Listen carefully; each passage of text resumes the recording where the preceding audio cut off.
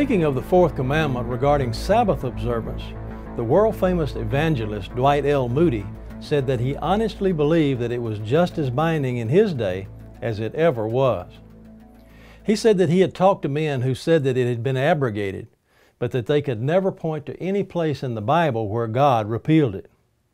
Moody said that when Christ was on earth, he did nothing to set it aside. The Sabbath was made for man and not man for the Sabbath.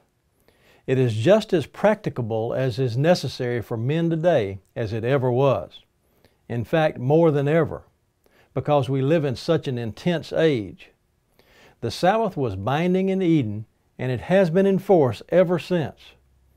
This fourth commandment begins with the word remember, showing that the Sabbath had already existed when God wrote the law on the tables of stone at Mount Sinai.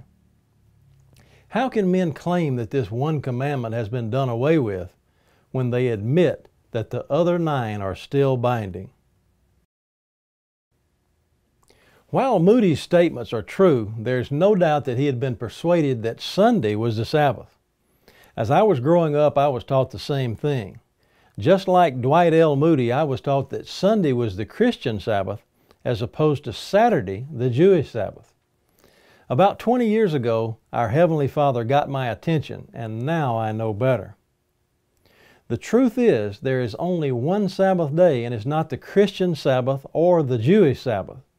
It's the Sabbath of the Lord, the seventh-day memorial of the creation, a sign between the Creator and His people. In one respect, I am just as puzzled as Mr. Moody.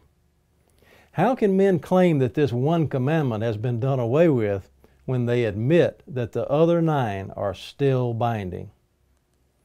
Earnestly contending for the faith once delivered to the saints, I'm Richard Rives with Just the Facts.